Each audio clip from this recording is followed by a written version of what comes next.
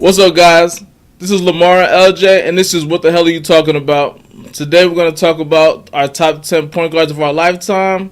We're going to talk about the Philadelphia 76ers, and we're going to talk about the Kyrie Irving trade. But first, let's say congratulations to the NCAA champions of men and women, Villanova and Notre Dame. They did their thing, and that concludes our NCAA talk. So, all right, now we'll start with a little baseball.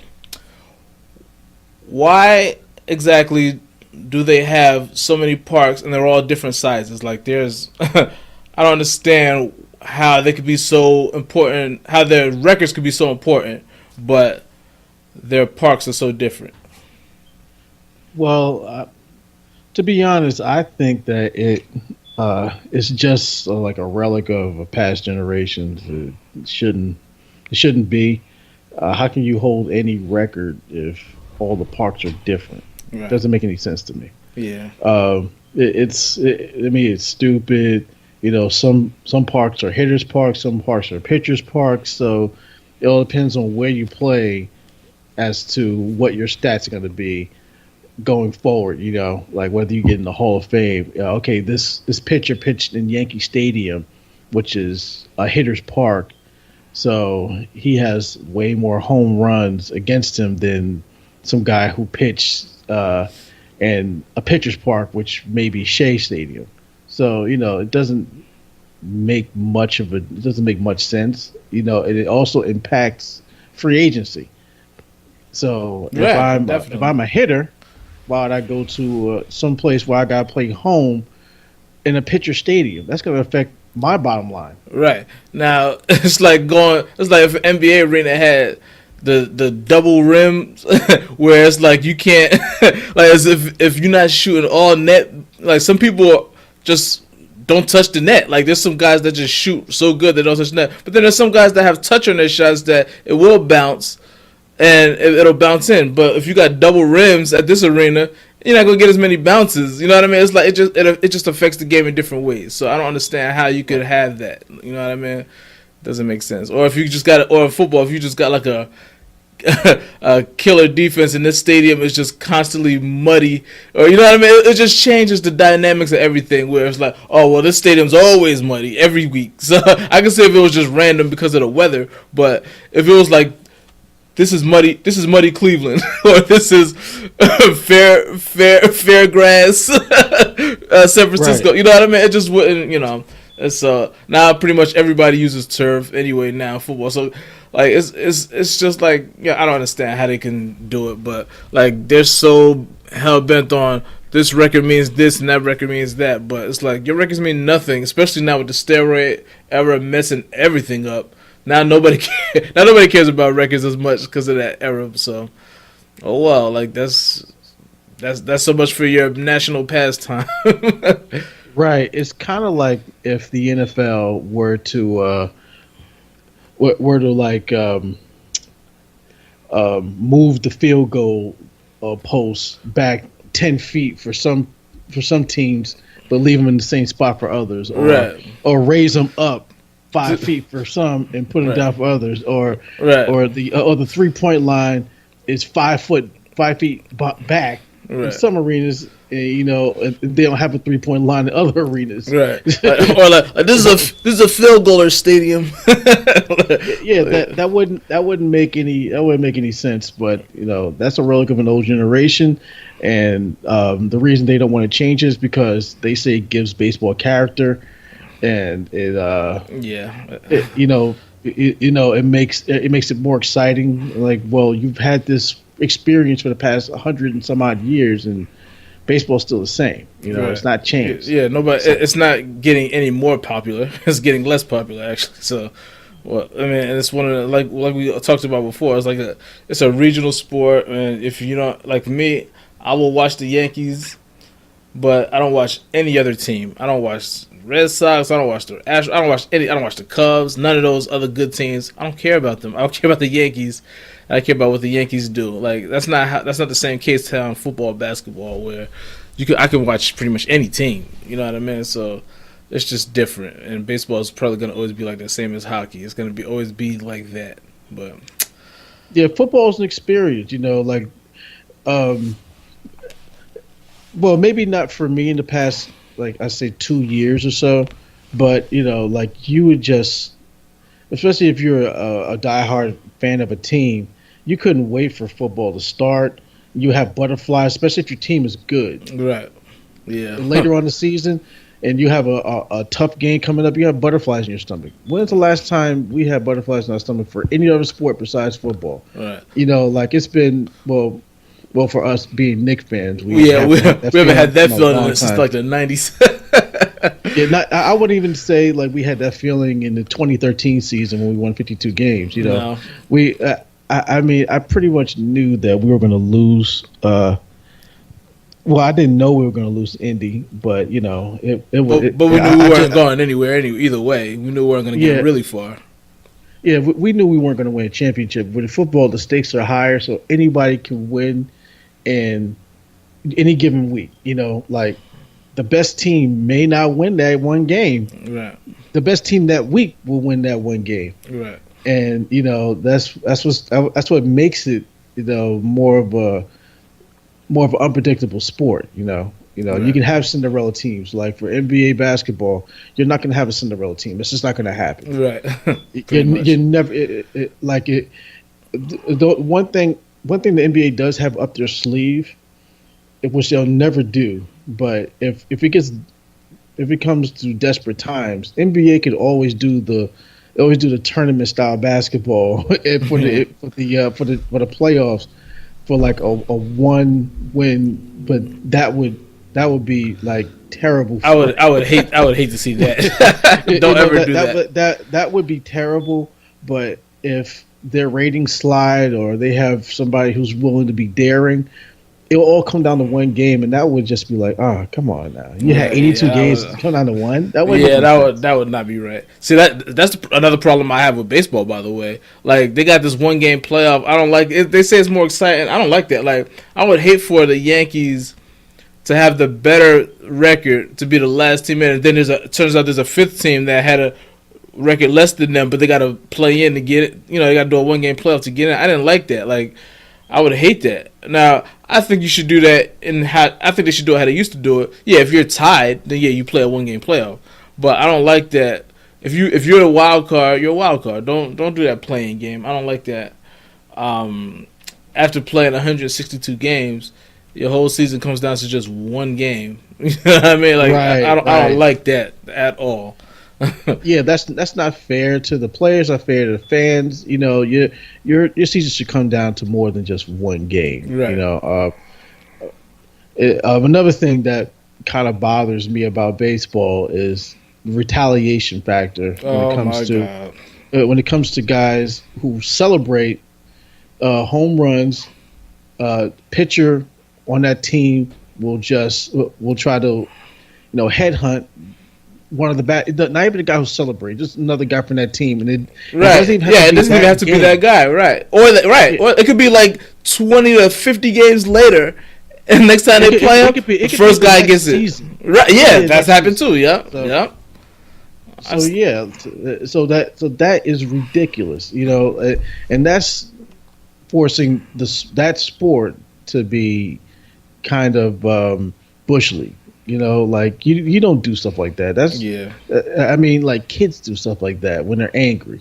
Right. The only thing you're supposed to do is strike the guy out. Right. The guy won't be celebrating if you and then you get your chance to celebrate when you strike him out, or even if you don't strike him out, if you just get him out, ground him out, whatever, you can celebrate right back, make them feel stupid or whatever. But there's no reason to feel stupid anyway. You're a grown ass man. Just grow up.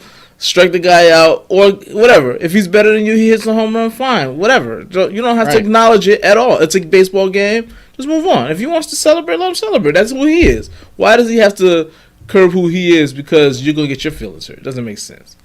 But now there are exceptions to that. What if a guy is like overly celebrating and he's like moonwalking to the first base? then I could completely understand a baseball player. You're like, you know what? I'm gonna get that guy. You know what I'm saying? Like just throw the ball completely at that guy's head when he's on first base. It's like that's for you. Why he's on That's first for base? you. That's for you, asshole. Yeah, if somebody goes overboard, then it's like, all right, you could take exception to really, really excessiveness. Like, then that goes for any sport. If somebody just really goes overboard with it, then whatever. I'm not gonna defend that guy. But yeah, if you're just celebrating a little bit, stare at a home run a little longer than you should, who gives a shit? Like, just move on. But dropping the bat. That's stupid pettiness. Yeah. If he starts doing the what's those dudes who what's those dudes who would be in the internet? It would be like, come on, man, what did you do? And if you start like playing around and jumping around with the bat like that, I'm like, all right. Like, yeah, then it's like, yo, somebody, if y'all don't do it, I will. Yeah, sometimes it'll get a little carried away. But let's move on to something else. All right, we got Philly beat Cleveland the other day. They was up by damn near 30. Cleveland came back, but Philly was able to hold on. Now Philly won 13 straight games. Like, now, but they were beating up on a lot of bad teams throughout this stretch. But now they beat a team like Cleveland. Opened your eyes a little bit, and they were like dominating them. So, does this look really good on Philly, or does it look more bad on Cleveland?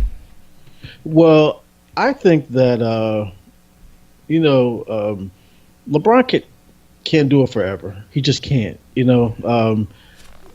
He's playing his best basketball. I'm not sure if it looks bad on Cleveland because it's not the playoffs. These guys have a lot of they got a head of steam. So when I say head of steam, I'm talking about Philly. They got a head of steam right now, so they're going full speed ahead. And LeBron, those performance-enhancing drugs aren't really working anymore. So it's easy. Don't get us sued. Like, we're not even making money off of this. Don't get. Yeah. Allegedly. Okay. All right. Allegedly. But that would be so devastating if he was, though. But like, as far as Philly. I think it'd be funny. if Philly can play, like, now with Boston being injured with the injuries they got, Philly just might be able to make it if they can avoid Cleveland, because right now Cleveland's fourth now because if Philly beat them. Philly's third and Cleveland's fourth now, so Philly can avoid Cleveland and Toronto until the Eastern Conference Finals now.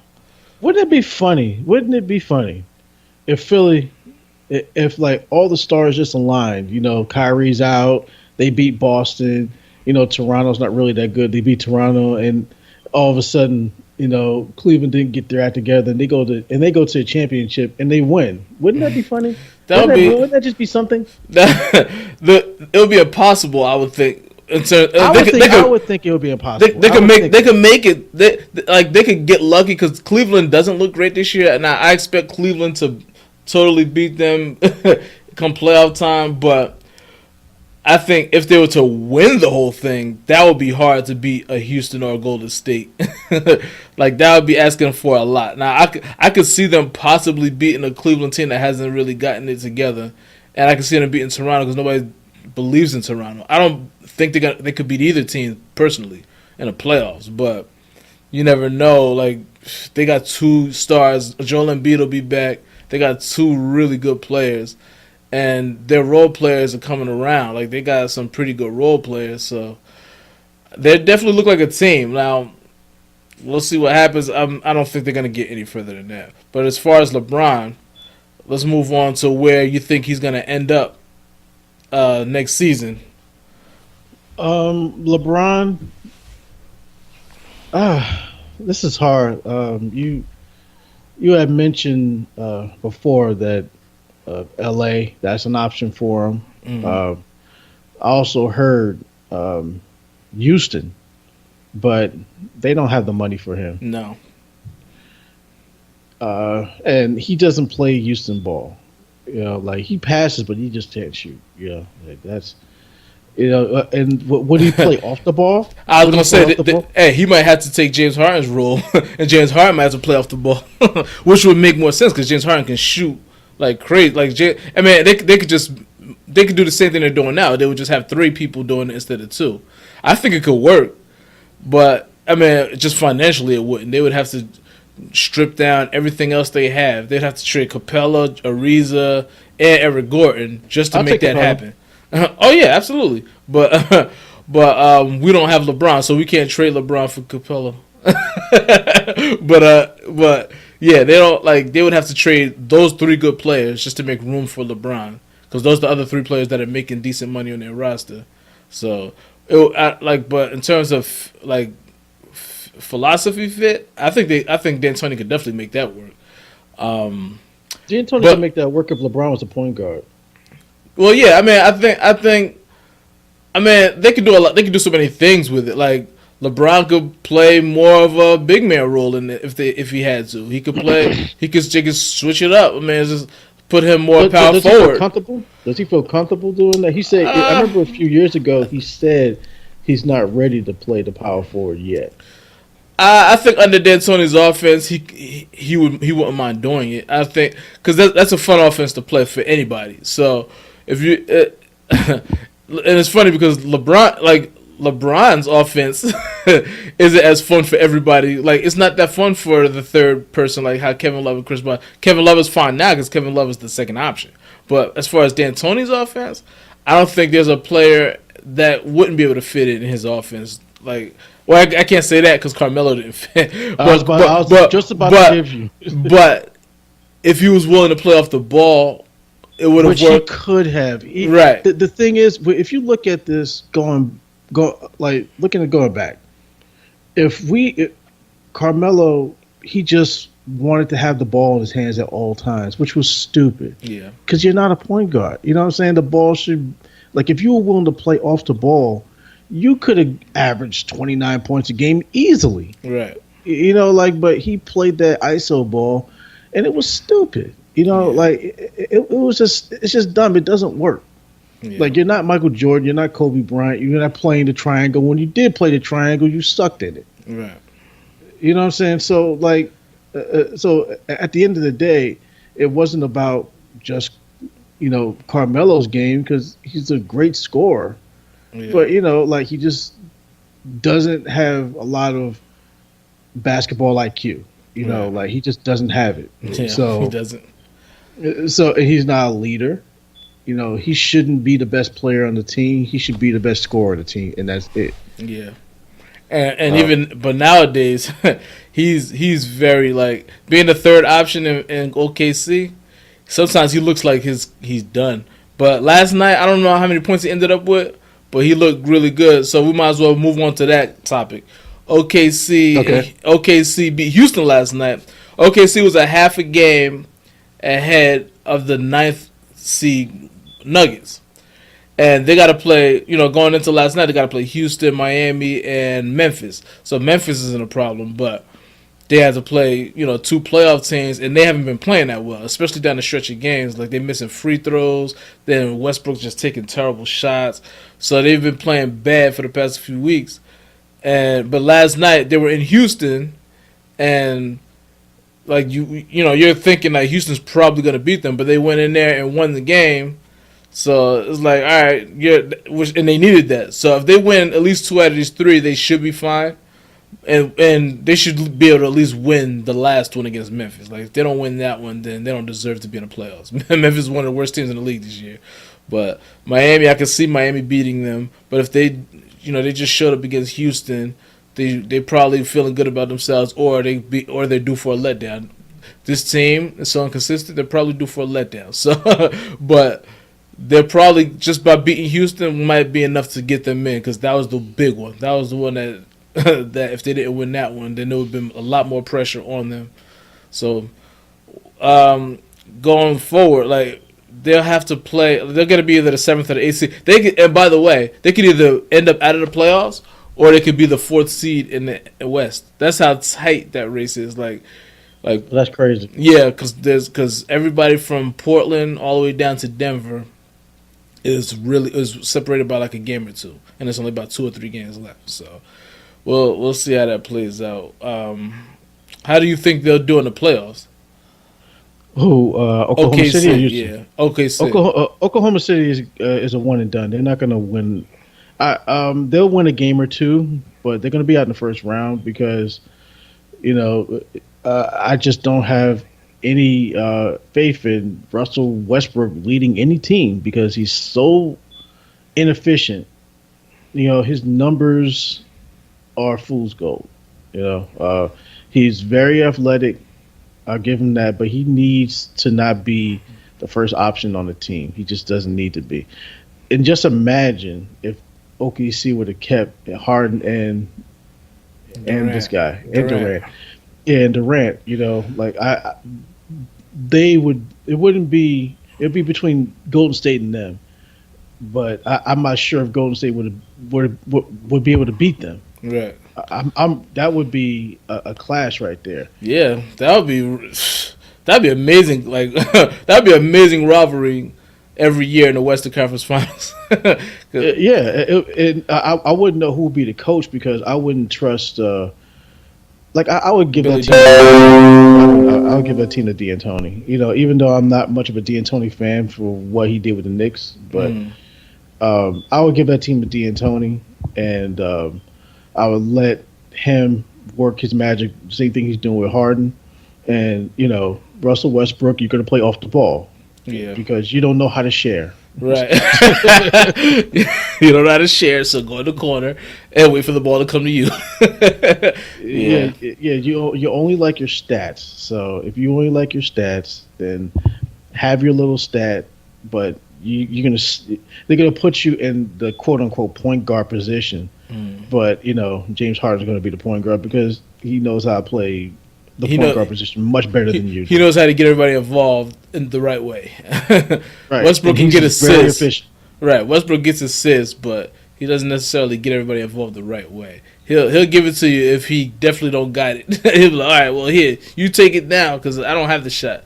Whereas Harden, as soon as he sees somebody come off, he's passing it. Or as soon as he sees he got one-on-one, he'll score. Like, Westbrook waits till he gets all the way in traffic and realize he ain't got it, and then he's like, "Oh, I better throw this out now." You know what I mean?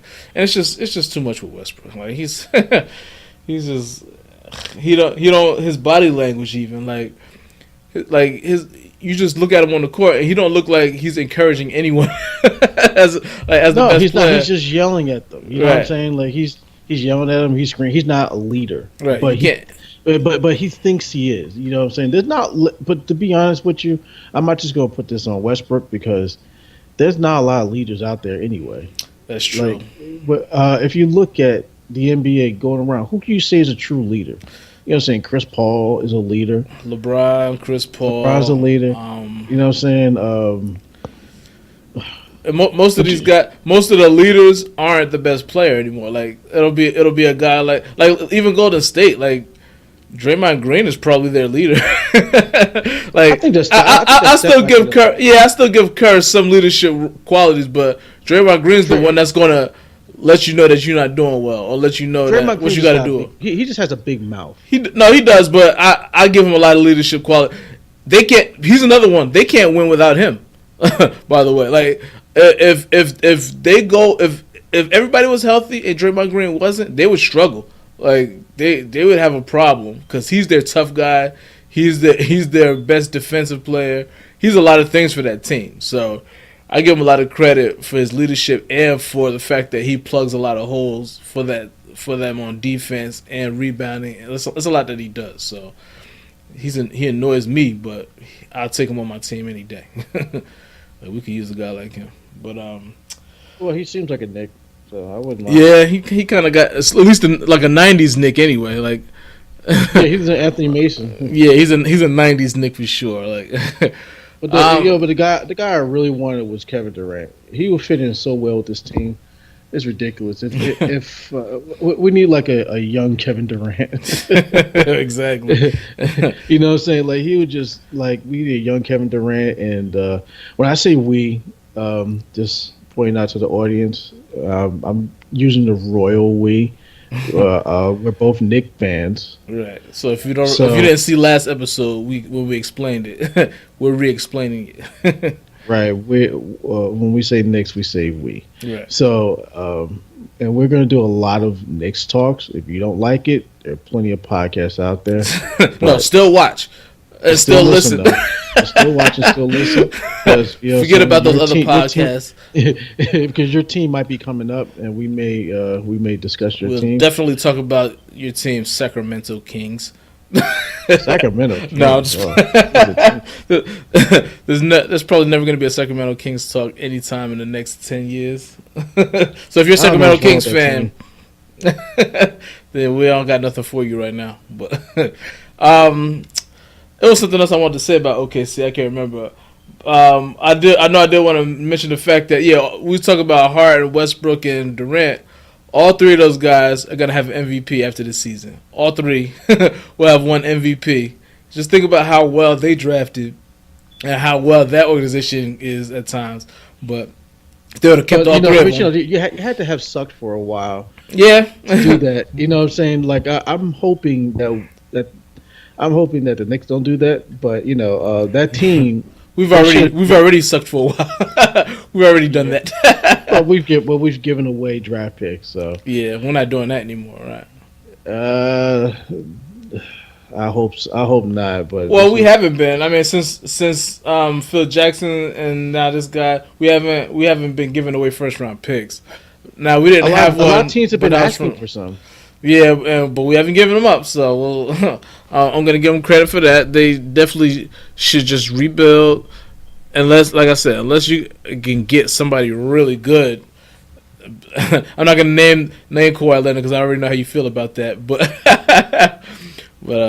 he doesn't want Kawhi Leonard because of all of the situations going on with him and the Spurs. I'll still take him. I think this is just one incident.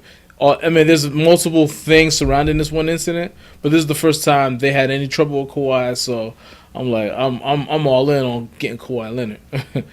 They should make that phone call for sure. I think that we should just build through the draft. I think that there's not going to be a quick fix when you get Kawhi. You get Kawhi. I don't think we're going to get him. I think we're going to pay a hefty toll for him. And I like as soon as we get to the clear where we're building up, we got our guy. And I still like Tim Hardaway. A lot of people on Facebook, social media, and some of the groups I'm in, they really shit on Tim Hardaway Jr. and they really shit on Frank Ntilikina. I've never seen a rookie go through this before on any level. Especially a rookie coming from another country. I've never seen this before. He's a 19-year-old rookie from France, and he was our first round pick, Frank Ntilikina. He's not really doing much this season. He's playing really good defense. His offense needs to come in there, but the type of player he's going to be, I think, is going to be a defensive-minded passer, pass-first player, and I'm fine with that. He gets a lot of comparisons to Dennis Smith, who's playing really well out there in Dallas. He's not really that efficient, but he's a rookie, and he's been in this system. I mean, he's not been in the system. He's been in his country. He's pretty much given the green light to shoot and do whatever he wants because they don't really have a lot of assets out there. Besides Harrison Barnes. Dirk Nowitzki's old at this point. He should have retired last season, to be honest with you. Well, I think he's waiting for his contract. He wants to play out his contract. And by the way, he just got hurt. He's out for the season, so that's probably it for him. Well, this is his 20th season. Yeah, I think this is it. Yeah, I mean, this should be his contract is up, and he did say he wanted to get to 20, so he did that. And I think we already seen the last of him. Like I said, last week he got injured, so he's done. Yeah, I've always liked Dirk. As far as power forwards of all time go, it's funny because we discussed shooting guards of all time, but now we're going to go to power forwards of all time. Yeah, we're doing shooting guards today, so we'll save this Dirk talk for another time. Yeah, we'll save it for another Let's not time. go off on a tangent. Yeah, yeah. If you want to do your top 10 shooting guards of our lifetime, we both are 37, going on 38 years old. So these are shooting guards that we have seen play in Right. our lifetime. So you're not going to get an Oscar Robertson. You're not going to get Clive Frazier. You're not going to get some of the guys that like Earl Pearl Monroe. We didn't see those guys play. Right. So don't get angry when you like, well, where is this guy? But we're gonna get to that. That's gonna be at the end. Right now, we'll move on to the Kyrie being out for the season, and we all know he's been injury prone since his one college season at Duke, and when LeBron got to Cleveland, he played most of the regular seasons there, but he did get hurt in the finals. The first year they got in the finals, but for the most part, before LeBron, and now that LeBron is, he left LeBron, he gets hurt quite a bit. Like, like he's got screws in his knee. They had to take the screws out because they got infected. This is the recent one. They had to take the screws out and redo it. They got infected, and they're saying structurally his knee is fine, but they had to clean up the infection. I'm like, that doesn't sound fine to me, but I'm not a doctor. But that leads me to the question of going into that trade with him against him and Isaiah Thomas and all that. They were saying that Boston clearly won the trade, and I was like, at the time I was like, no, not clearly, because they got a first round pick. They got Isaiah Thomas, who led the league, he did lead the league in scoring, didn't he? Or almost led the league in scoring last He year. almost did. And then I got Jay Crowder, who's a nice player. He's a nice role player, but then they traded pretty much everybody except in that trade, except they still got the first round pick. So then led me to believe, I was like, okay, well, I guess maybe Boston did win that trade. I mean, besides, Kyrie Irving is the best player in that trade. Usually, whoever gets the best player in a trade, usually they say wins the trade. I just wasn't so sure about that, because if you're playing with LeBron and you give LeBron pieces around him, more pieces, then I figured that Cleveland might be better off. But the chemistry wasn't right, so they got rid of those guys, but they kept the first round pick. And now, Kyrie being out for the season, now that begs the question, looking back now as of this point, who do you think won the trade? It's hard to say. I think Cleveland won the trade because they have a top 10 pick at this point. So, if you have a top 10 pick and you have the best player in the league, a potential top 10 pick. Now, what if this pick turned out to be number one? Yeah. Then, then they definitely won. But I think if you get a top 10 pick, you won the trade, especially due to the fact that Kyrie's hurt. And I hate to harken back to the Knicks, but how many times did they have rumors about we should get Kyrie, and Kyrie should come to New York, or Kristaps Porzingis is going to go to Boston and play with Kyrie? Kyrie's career is not going to last that much longer. Yeah, if you have screws in your knee, that's the first time I've heard that. Like, what do you think he's going to do? Kyrie Irving is never going to win a championship again.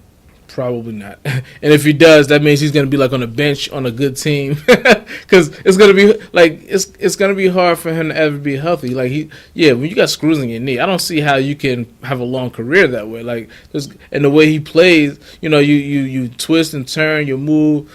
I don't see how he's going to be able to. How that's not going to be a problem somewhere else down the line again. Because this injury goes back to when he did get hurt in the finals that year. So this is from that injury, and that was 2 seasons ago now. And yeah, it's around 2 seasons ago. Yeah. And so it's like, what do you? I don't know. Like, so what's gonna happen? Maybe another year or two, they may have another issue with his knee. Or less than 2 years from now, they may have another issue with his knee. You know what I mean? I don't know. So yeah, I would probably have to say that Cleveland has now officially won that trade. Because, like you said, they have a first round pick now. Now Brooklyn was it's the Brooklyn pick, and Brooklyn it wasn't terrible as we thought they would have been. So, I think based on record, I think it's like a eighth or seventh pick or something like that, which is still good. But it's a lottery, so it could be anywhere. But so yeah, I mean, but at the same time, they haven't had a good outside of LeBron and Kyrie. They haven't had a history of making good draft picks. So we'll see. So I guess there's still a debate that could be had like after the draft, or even a couple years from now. We'll see how Kyrie's career goes. So we'll never know in the near future. But as of right now, I would give Cleveland the edge right now. I agree. I feel bad for Kyrie. Yeah. I mean, but he's a dumbass who thinks the world is flat. So let's we can move on to another subject. All right. I guess we could do. What else do we have? Our top 10 shooting guards. Okay, we'll do our top 10 shooting guards. All right. Well, you want to go first, cause Okay. And in my lifetime, I started watching basketball around like 90, 91, 92. And I'd have to say the one who really stood out to me during that season was Latrell Sprewell for Golden State. Okay. He was in those landlord commercials and he was just all over the league. I hate to put him in his top 10 of my top 10 because I mean, dude took the Knicks to the championship, but but he's just the first person that would come into my head when I say a top 10 of my lifetime. And that's kind of sad because, he's not a Hall of Famer. No. And he's not really notable, to be honest with you. He hasn't really done much besides, get the kids. I mean, he's like, you can go to a bar in Milwaukee and he's like, he's a bouncer. So, he definitely fucked up his chances, his money, and everything. For 9, are you going to go your top? Your no, you're going to go ahead and do all your 10, and then I'll do all my 10. All right, for 9, I'll have to say Richard Hamilton. Richard Hamilton is a good shooter, actually more than decent shooter. I've always liked his game, especially when he was running around the court and tiring people out and just shooting threes, and he won that championship. They wouldn't have got past. I forgot who they played. They wouldn't have got past Indy without him. Right. So I would say Richard Hamilton in my lifetime. Okay, if you want to go back in time. I'm trying to think about any of the shooting guards from the 80s. You didn't write this stuff down? No, I didn't write it down. I apologize. I didn't write it down. I just thought about it, and I usually am a little bit more prepared than this. But I was like, okay, I'm gonna mention this person. I'm gonna mention that person. But I didn't write it down, which I should have. Which is pretty stupid. But, okay. Yeah, I would say so. All right, I'll tell you what. I'll do my top 10. Okay. And we will come back. See, the funny thing about what you're saying is I got mine on my phone, and I'm using my phone to record, but I pretty much got them all down here. I got all but one, but I know I had at number 10, I have Klay Thompson, right? So Klay Thompson, he's never been the best player on his team, but he is one of the best shooters of all time already in his career. And we all know he can absolutely light it up. He has the record for most points in a quarter, which was 40. And we all know he's like, great. Number 9, I have Mitch Richmond. Now he hasn't had a very accomplished career in terms of winning. He did win a championship. He did win a championship, but he was already like out of his prime, and he was a role player by then. But he averaged like 20 a game just about every season of his career. He was a monster. Yeah, he was just on a bad team. Like for a while, he was considered the second best shooting guard in the league while Jordan was there, but he just wasn't winning. He was with Golden State and Sacramento. He just wasn't with a lot of winning teams. So number 8, I gotta go with Reggie Miller. I think Reggie Miller didn't average as many points as these other two guys that I put ahead of him. That I put under him, but the I'll never forget a lot of the things that he's done. He's a great clutch shooter. He's terrorized the Knicks a lot of times, and he was only clutch against us. The thing is about Reggie, he was only clutch. No, that's not true. That's not true. He was clutch all the time. He just was extra clutch against us. Like, we just played him so many times that he was clutch against the Bulls, but they just weren't as good as the Bulls. They took the only team to take Jordan's Bulls to 7 games, and he hit a big shot to bring them to Game 7. So he's definitely one of the most clutch players of all time. So and now he only had I think 4 seasons where he averaged over 20, but he was really clutch, and at the time he was the best 3-point shooter of all time until Ray Allen, which is next on my list, came along. So Ray Allen, we all know. You were never big on Ray Allen. Never big on him. No, I didn't say I wasn't big on him. I'm talking about from. I've known you for a while. I remember when he was in his prime. I said I want Ray Allen before he went to the Seattle. So I've known you for a long time. He was in Milwaukee first. You didn't really see a big deal with him. Because we had Allen Houston at the time. I wasn't going to mention him. I wasn't going to mention Allen Houston because he was probably your next guy. No, he's not. He's not on this He's not on your top 10. No. Oh. If he was, he would have probably been already named. He wouldn't be higher on this list. But Ray Allen is. It's your list. You can do whatever you want. Right. But I know this is my list, but I wouldn't put Allen Houston above these guys. I'm not crazy. Like, he's not better than these guys. He's just not.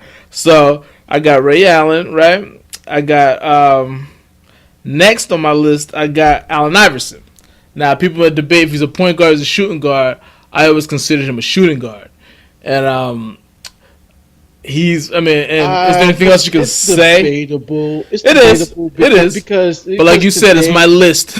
yeah. That's what I'm saying. It's debatable to put him in because I was thinking about Allen Iverson too, but today he'd just be another point guard. Mm-hmm. To be honest with you, like today, in today's NBA, right? Allen Iverson thrived because he'd be one of the other point guards that they had. You know what I'm saying? He wouldn't play off the ball. He would. I mean, like he came 10 years too early. To be honest with you, if he was drafted, say that Phoenix didn't have Steve Nash. If Allen Iverson was born 10 years later, he was drafted to Phoenix. You know how many championships they would have possibly went to? I'm not sure about winning. Mm-hmm. You know how many championships they would have possibly went to with him and Amari in his prime. I think that he passed the ball whenever. Like he passed the ball whenever. I'm not sure.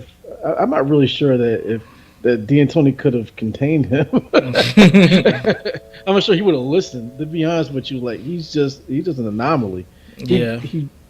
I'm not sure he would have listened to He didn't listen to Larry Brown. Yeah. You think he listened to D'Antoni? D'Antoni would tell him he wanted. Yeah, he probably would. He probably would have listened to too many people. He's definitely a handful. All right, so next on my list, this is what number 5. So But you're really I had talking Ray Allen, basketball. Reggie Miller, Allen Iverson, Klay Thompson, and that's Mitch Richmond. So yeah, I that's thought you wrote 5. it down, asshole. I did no, but I started deleting the names as I was doing it because I had them in different Okay. order. All right, so my next one, and I was going back and forth with this Joe is Johnson. is Clyde Drexler. Okay, so Clyde Drexler, he was also to most people considered second best to Michael Jordan early in Jordan's career in the '80s or whatever. And Clyde Drexler been to a finals. They did lose to MJ, and then he did win with the Rockets and later in his career.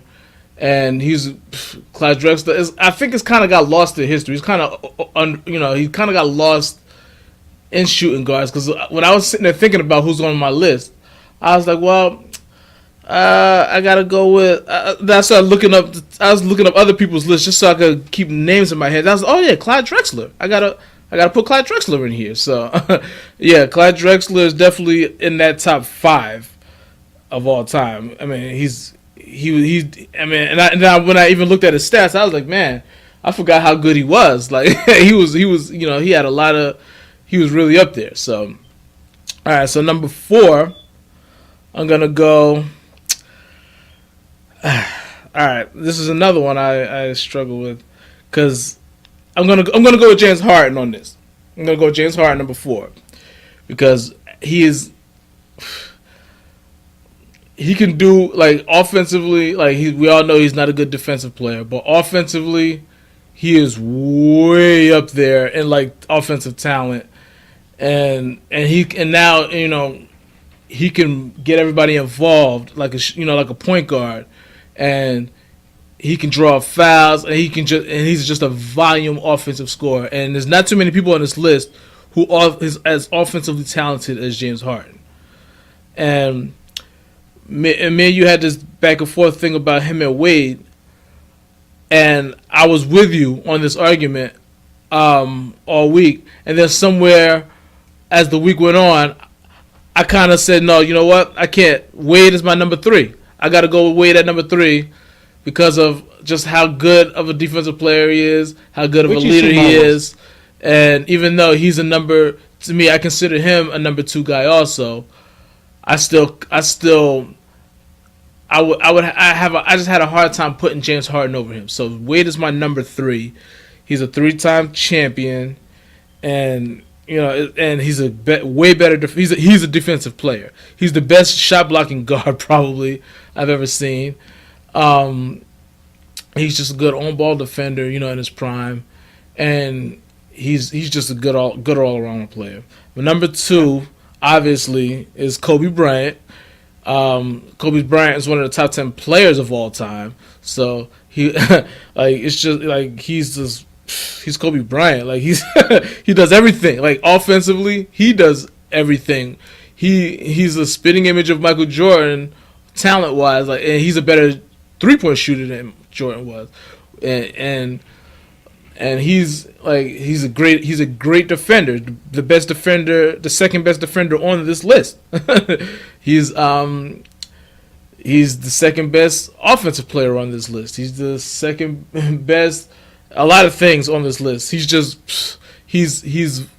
another volume scorer. Scored 81 points.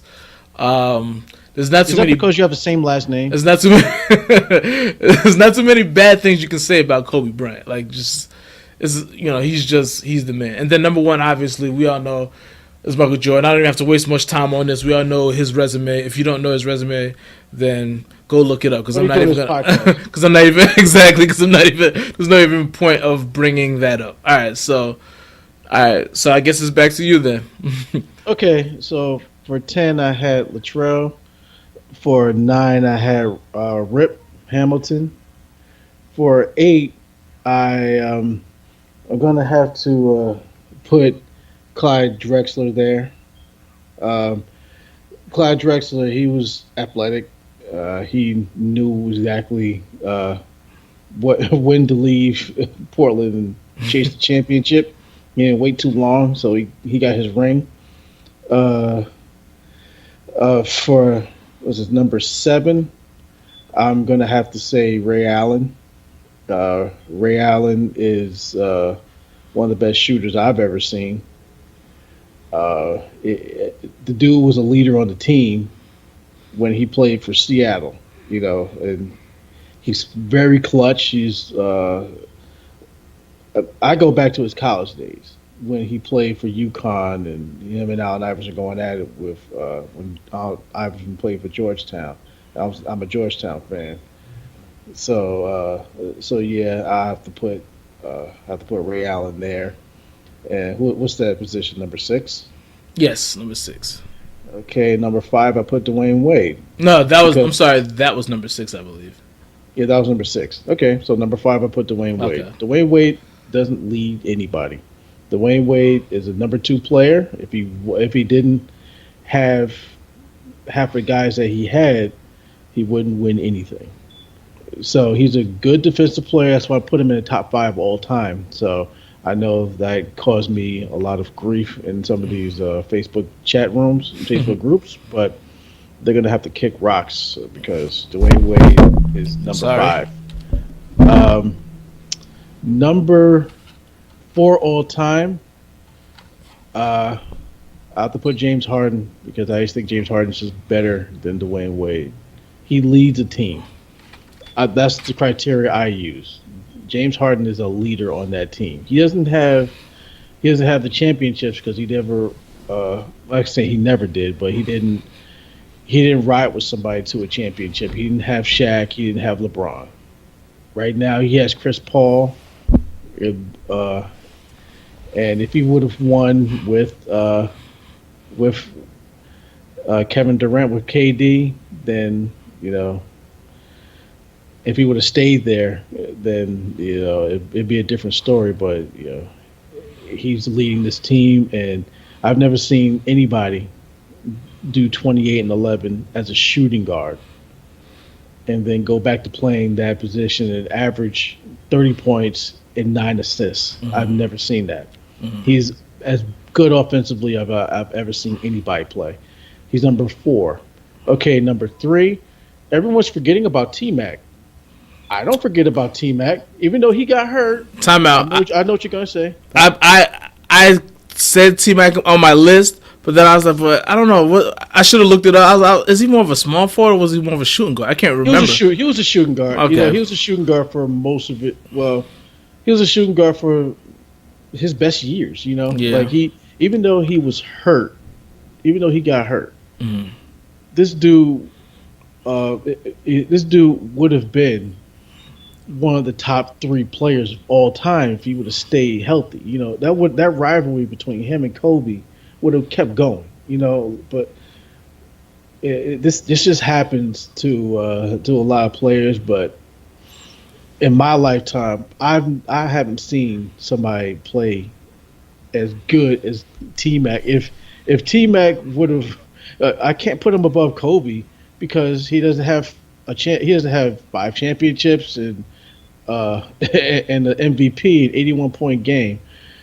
But when if T Mac would have had Grant Hill and and say he would have had Tim Duncan, or if he would have had just Tim Duncan, things would have turned out a little bit differently. Yeah. Okay, then you have Kobe, of course. That goes without saying because he's great defensively and great offensively. Right. He's a Simply volume put. shooter. Yeah, he's volume shooter. Not much of a teammate, but the thing Yeah, that was about, definitely one of his flaws. yeah, I'm not gonna put that. I'm not gonna hold that too much against him. But he was. He also. The thing about Kobe is he also can beat you anyway. He developed a low post game, and he played averaging 27 points a game when he was 35. So I thought that was kind of ridiculous. Yeah. And then you got Jeffrey Jordan as number 1. When you average 38 points a game I mean, when you got a guy who averaged 38 points a game, 37 points a game, 35 points a game, and would lead the league in steals just because someone said you couldn't do it. You know what I'm saying? Like that, he's just the greatest. I hated playing against him. Well, I didn't play against him. I hated when the team played against him. That's just it. You know, I know people are going to get a little butt hurt because I put Dwayne Wade at number 5 and I put James Harden over him. But you can direct the hate mail to Lemar, Lemar, and LJ at gmail.com. Also, you can put pretty much anything in the emails. I don't care. Or go to our Twitter site. I think that it is the same thing at Lemar and LJ. Or actually, it's at WTHAYTA underscore podcast. Yes. I made the Twitter, and that's what it was. Says, what the hell are you talking about? It's an acronym for what the hell are you talking about. It's a show. All right, so I think next time.